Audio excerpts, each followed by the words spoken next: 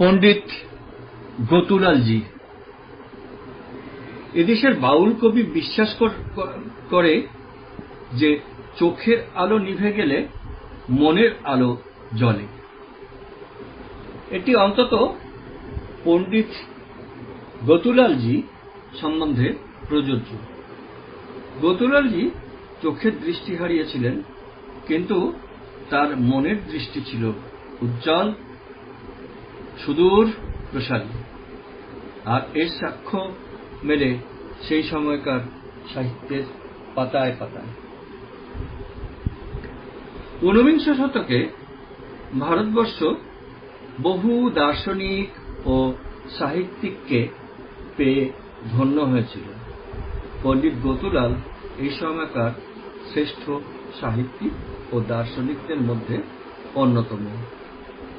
সেকালের এবং একালের পণ্ডিতদের মতে পণ্ডিতজির সীমাহীন পাণ্ডিত্যে সন্দেহ করার কোনো অবকাশ নেই। গতুলালের অনেক গ্রন্থ আজও সকলকে বিস্মিত করে। পণ্ডিত গতুলাল সম্ভবত দক্ষিণ ভারতের কোনো অঞ্চলে 1884 খ্রিস্টাব্দে জন্মগ্রহণ করেন। মাত্র 9 বছর বয়সে দুরারোগ্য বসন্ত রোগে আক্রান্ত হন।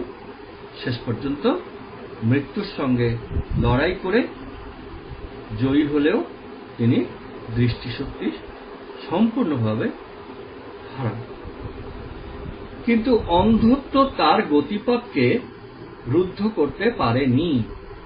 কঠোর পরিশ্রম এবং অসামান্য মেধাশক্তির সাহায্যে তিনি ধর্মবিজ্ঞান, দর্শন ও সাহিত্যে বিশেষ ব্যুৎপত্তি লাভ করেছিলেন। তার শিক্ষাগুরু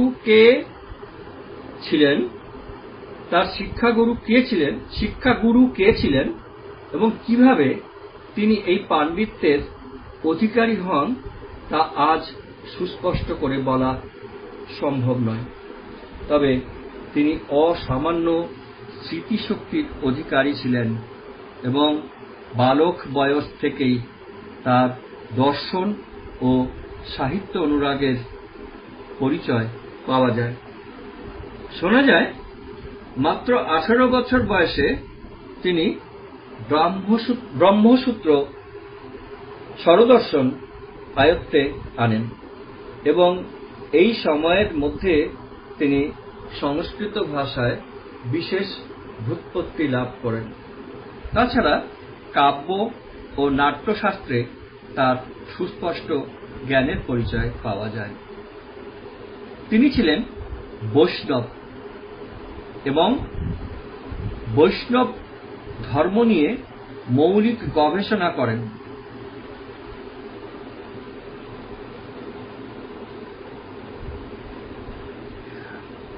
আর্য সমুদায় নামক একটা পত্রিকার তিনি সম্পাদক ছিলেন। এই পত্রিকার মাধ্যমে তিনি সনাতন হিন্দু ধর্মের বৈশিষ্ট্য ও মূর্তি পূজার সার্থকতা সম্বন্ধে অনেক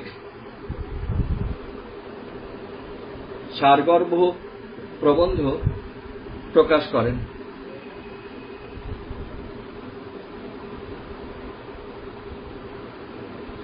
ভারতেন্দু হরিশ্চন্দ্র, আরেকবার বলছি আমি, ভারতেন্দু হরিশ্চন্দ্র ও স্বামী দয়ানন্দ সরস্বতীর মতো তৎকালীন প্রখ্যাত দার্শনিক বৃন্দ তার পাণ্ডিত্যের ভূয়সী প্রশংসা করেন। এই সময় স্বামী দয়ানন্দ সরস্বতী মূর্তি পূজাকে অযৌক্তিক এবং বৈদিক ধর্মবিরোধী বলে অভিমত পোষণ করেন এবং এই অভিমত তিনি সর্বভারত পরিভ্রমণ করেও প্রচার করেন।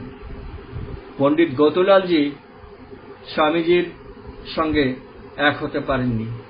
তিনি লিখিত প্রতিবন্ধে, তর্কে, বক্তৃতায় স্বামীজি অভিমত খণ্ডন করেন। বেদের বিভিন্ন অংশ উদ্ধৃত করে তিনি প্রমাণ করেন যে মূর্তি পূজা বৈদিক ধর্ম বিরোধী নয়। দর্শন ও সংস্কৃত ভাষায় অপরিসীম পাণ্ডিত্য ছাড়া আর এক প্রতিভার জন্য পণ্ডিতজি সকলের দৃষ্টি আকর্ষণ করেন। এটি হল তার সীমাহীন অবধান বা স্মৃতিশক্তি। গদ্য, পদ্য অথবা ঘটনাপুঞ্জ তাকে একবার পড়ে শুনিয়ে দিলে তিনি অনর্গলভাবে তার পুনরাবৃত্তি করতে পারতেন।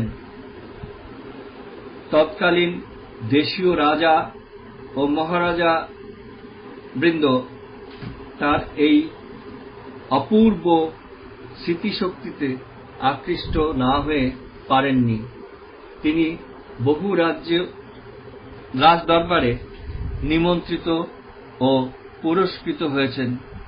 শুধু দেশীয় বর্গ কেন, বহু বিদেশী তার পাণ্ডিত্য ও স্মৃতিশক্তির ভূয়সী প্রশংসা করেছেন।